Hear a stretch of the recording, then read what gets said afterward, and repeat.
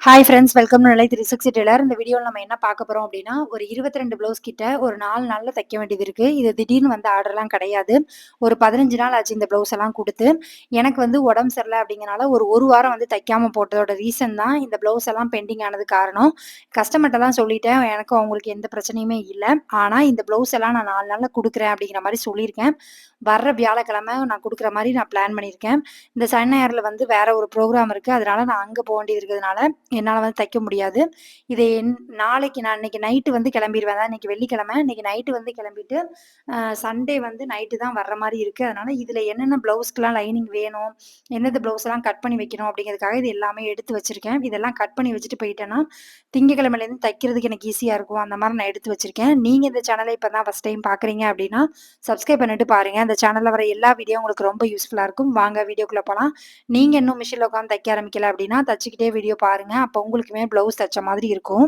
ஒரு சில பேர் நினைப்பீங்க, "அக்கா நீங்க வீட்ல இருந்து ஸ்டிச் பண்றீங்க. நீங்க தான் நல்லா ஸ்டிச் பண்றீங்களே. டெய்லியுமே 5, 6 ப்ளவுஸ் தைக்கிறீங்களா? உங்களாலலாம் இது ஈஸியா முடியும்." அப்படிங்கிற மாரி யோசிப்பீங்க. அப்படி இல்ல. இப்போ வந்து கொஞ்சம் உடம்பு சரியில்ல.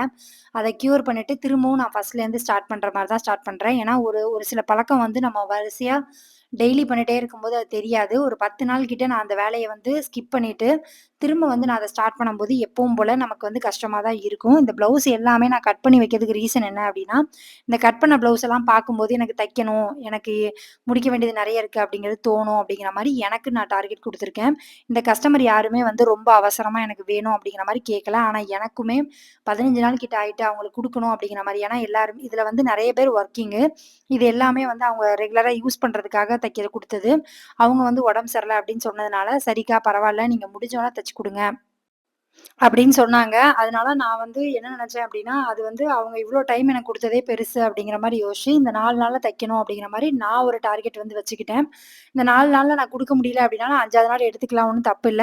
ஏன்னா, கொஞ்சம் வந்து ரெஸ்ட் எடுத்துட்டு திரும்ப வந்து தைக்க ஸ்டார்ட் பண்ணிக்கிறனால கொஞ்சம் வந்து டைம் எடுக்க தான் செய்யும். இன்னொன்னு என்ன அப்டின்னா, நமக்கு உடம்பு சரியில்ல அப்டிங்கும்போது நம்ம உடம்புமே டயர்ட் ஆகும். கொஞ்சம் ரெஸ்ட் எடுத்து தைக்கிற மாரி இருக்கும். அதனால நான் வந்து இத 4 நாள்ல முடிக்கிற மாரி பிளான் பண்ணியிருக்கேன். பழையபடி பேக் டூ நம்ம வந்து கரெக்ட்டா வந்து தைக்கணும் அப்டிங்கிற மாரி நான் யோசிச்சிருக்கேன். ஏன்னா, இந்த ஒரு 10 நாள்ல அந்த 1 வாரம் நான் தைக்காம இருந்தனால, ஏகப்பட்ட ப்ளவுஸ் பெண்டிங்கு. இதுல அவசரமா குடுக்க வேண்டிய ப்ளவுஸ் மட்டும் தான் நான் எடுத்து வச்சிருக்கேன்.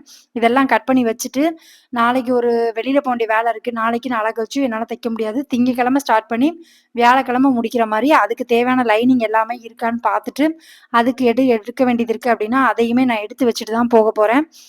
இவ்ளோ ப்ரிப்பரேஷனும் பண்ணா மட்டும் தான், என்னால வந்து இந்த ப்ளவுஸ் எல்லாம் 4 நாள்ல குடுக்க முடியும்.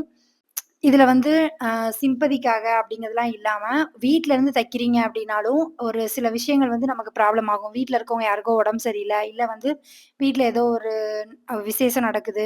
அப்படின்னாலுமே நமக்கு ஒரு 4 நாள், இல்ல 2 நாள் வந்து தைக்க முடியாம போகுதுன்னா, திரும்ப நம்ம பேக் டூ உட்காரும்போது, அந்த 2 நாளுக்குள்ள ப்ளவுஸும் சேர்ந்து தான் நமக்கு வந்து தைக்கிற மாரி ஆயிரும். நம்ம வந்து திடீர்னு எதிர்பார்க்காம ஒரு ஒரு சில நாள் வந்து தைக்க முடியாம போகும். அதனாலயும் நமக்கு வந்து ஆர்டர் அதிகமாகும். அப்படிதான் வந்து எனக்கு இந்த மாரி ப்ளவுஸ் எல்லாம் வந்து கொஞ்சம் பெண்டிங் ஆயிடுச்சு. இனிமே வந்து நம்ம தைக்கணும் அப்படிங்கிற மாரி நான் பிளான் பண்ணிட்டு எல்லாமே கட் பண்ணி எடுத்து வைக்க ஆரம்பிச்சுட்டேன். எப்பவுமே வந்து நான் கட் பண்ணி வச்சுட்டேன் அப்படின்னா, அத பார்க்கும்போதெல்லாம் எனக்கு தைக்கணும்னு தோணும். ஆட்டோமேட்டிக்கா எடுத்து தைக்க ஸ்டார்ட் பண்ணிருவேன். என்னால வந்து நான் எப்படி பிளான் பண்ணியிருக்கேன் அந்த 4 நாள்னா, ஒரு 6 ப்ளவுஸ் தச்சுட்டு, மீதி 2 நாள் வந்து ஒரு 5 ப்ளவுஸ் தைக்கணும் அப்படிங்கிற மாரி பிளான் பண்ணியிருக்கேன். ஒரு வேள 5 ப்ளவுஸ் தான் முடியுது, 5 தச்சுட்டு 1 மிச்சம் வச்சிருக்கேன்னாலும், கடைசி 2 நாள்ல நம்ம சேர்த்துக்கலாம், தச்சுக்கலாம் அப்படிங்கிற மாரி பிளான் பண்ணியிருக்கேன். இந்த மாரி நீங்களுமே வந்து ஒரு 5 நாளா நான் வேல பார்க்கலக்கா, ரொம்ப வந்து கொஞ்சம் வீட்ல கொஞ்சம் ப்ராப்ளமா இல்ல, வீட்ல வந்து வெளியில போ வேண்டிய வேல இருந்துச்சு. அதனால என்னால பண்ண முடியல அப்டின்னாலும், நீங்க வந்து திரும்ப வந்து பேக் டூ நார்மல் வரணும் அப்டின்னா, கொஞ்சம் வந்து ரிஸ்க் எடுக்கணும். இன்னொன்னு கொஞ்சம் வந்து பிளான் பண்ணிக்கணும். இந்த டைம்லேருந்து இந்த டைம்க்குள்ள ப்ளவுஸ் தைக்கணும் அப்டிங்கிற மாரி நம்மள மோட்டிவேட் பண்ணிக்கிட்டா மட்டும் தான் நம்மளால தைக்க முடியும். நான் என்ன மோட்டிவேட் பண்ணதுக்காக தான் இந்த ப்ளவுஸ் எல்லாமே நான் தந்துர்றேன் அப்டிங்கிற மாரி சொல்லிட்டேன் கஸ்டமர்ட்ட. இதுல 2, 3 கஸ்டமர் வந்து பேமெண்ட் கூட போட்டாச்சு. நான் தான் தச்சு குடுக்கணும். ஆனா, எல்லா டைமும் இந்த மாரி கஸ்டமர் வந்து எக்ஸ்கியூஸ் நமக்கு குடுப்பாங்களா? அப்படின்னு கேட்டா கண்டிப்பா கிடையாது. ஒரு சில பேர் வந்து திட்டுறவங்களும் இருப்பாங்க. ஆனா, இதுல வந்து அ எப்பவுமே நான் அப்படி பண்ணாததுனால, ஒரு சில பேருக்கு புரியுது. அக்கா வந்து இப்படி பண்ண மாட்டாங்க. அவங்களுக்கு ஏதோ உடம்பு சரியில்லாதனால தான் அப்படி இருக்காங்க. மத்தபடிக்கு மேக்ஸிமம் என்னால முடிஞ்ச அளவுக்கு ஒரு நாள் வேணா நான் வந்து தள்ளி குடுத்துருப்பேனே தவிர, மத்தபடிக்கு மேக்ஸிமம் வந்து நான் வந்து அந்த டைம்க்கு குடுக்குறது தான் ட்ரை பண்ணுவேன். அ எப்பவுமே வந்து இந்த மாரி தப்பு நடக்காது. கொஞ்சம் உடம்பு சரியில்ல, ரொம்ப வந்து கஷ்டப்பட்டேன் அப்படிங்கிறதுனால தான் எனக்கு இந்த 1 வாரம் வந்து கொஞ்சம் கேப் கேட்டது. அதனால தான் நான் வந்து தைக்க முடியல. அதனால புரிஞ்சுக்கிட்டாங்க.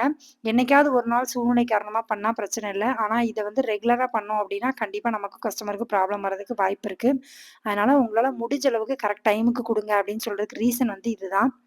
இன்னும் ஒரு சில பேருக்கு வந்து தோன்றது என்ன அப்டின்னா, அக்கா உங்களாலலாம் தைக்க முடியும். நீங்க தான் ஒரு நாளைக்கு 8 ப்ளவுஸ்லாம் தைக்கிற ஆள் தானே அப்டிங்கிற மாரி நெனைப்பீங்க. அது அப்டி இல்ல.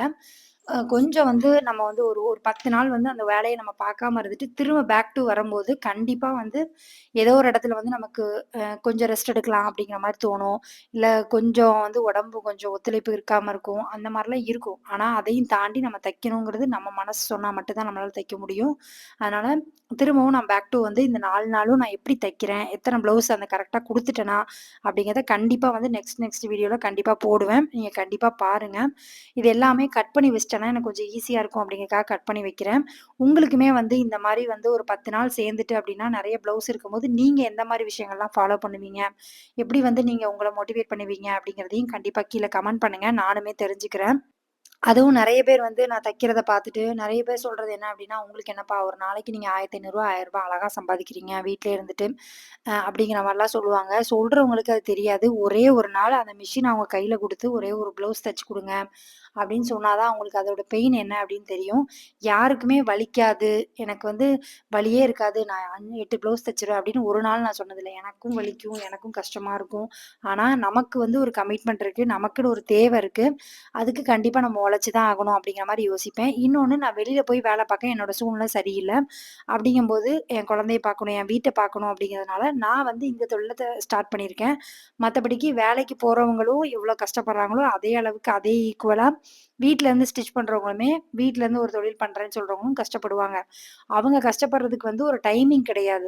அவங்களுக்கு வந்து வொர்க்கிங் டைம்னு ஒண்ணு வந்து இந்த நேரத்துலேருந்து இந்த வேலை தான் பண்ணுவாங்க அப்படிங்கிறதெல்லாம் கிடையாது. ஆனா வெளியில போய் வேலை பார்த்தா இந்த டைம்லேருந்து இந்த டைம் வரைக்கும் அவங்க வேலை பார்க்கணும் அப்படிங்கிற மாரி இருக்குமே தவிர, மத்தபடிக்கு வேலைலாம் ஒரே மாரி தான் இருக்கும். சில நாள் ப்ரெஷரா இருக்கும்.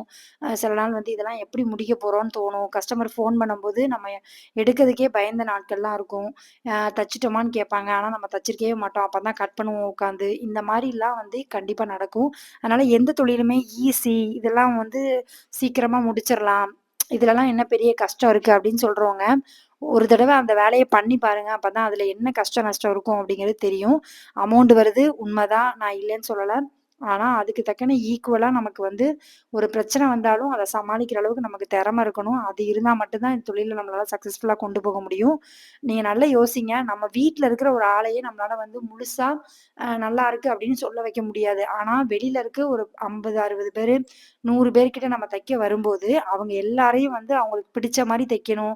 அவங்க பிடிச்ச டிசைன் கேட்டா தச்சு குடுக்கணும். அவங்களுக்கு அது கம்ஃபர்டபுளா இருக்கணும்.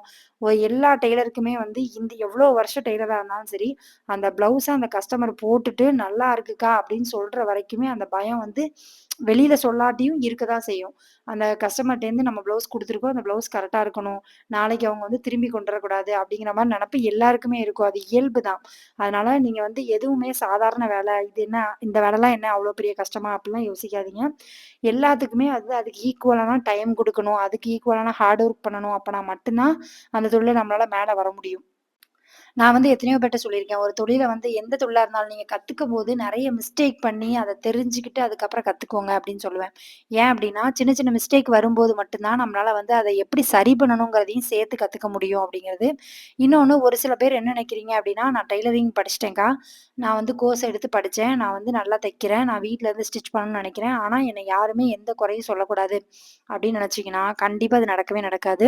ஏன்னா, நான் ஒரு விஷயம் நல்லா தெரிஞ்சுக்கோங்க. ஒரு சின்ன சின்ன தப்பு வராம எல்லாராலயுமே தைக்க முடியாது. ஏதோ ஒரு சின்ன குறை வந்து வரதான் செய்யும். எவ்வளோ பெரிய டெய்லரா இருந்தாலும் ஒரு சின்ன மைனஸ் வந்தாலும் கஸ்டமர் சொல்லதான் செய்வாங்க. ஏன்னா, அவங்க காசு குடுக்குறாங்க. அவங்களுக்கு அது வந்து சொல்லதான் செய்வாங்க. அத நம்ம சரி பண்ண கத்துக்கணும். இன்னொன்னு, அவங்க சொல்ற வந்து ஒரு நல்ல விஷயத்த அதாவது நல்லா இருக்குன்னு சொல்லும்போது நம்ம எவ்வளோ சந்தோஷமா எடுத்துக்கிறோமோ, அதே மாரி ஒரு சின்ன மிஸ்டேக் அப்படின்னு சொன்னாலும், அதையும் கரெக்ட்டா எடுத்துக்கிட்டு, அத நான் சரி பண்ணி குடுக்குறேன். இல்ல அடுத்த ப்ளவுஸ்ல நான் அது வராம பார்த்துக்கிறேன்க்கா அப்படின்னு சொல்ற அளவுக்கு நமக்கு நிதானமும், பொறுமையும் ரொம்ப தேவை.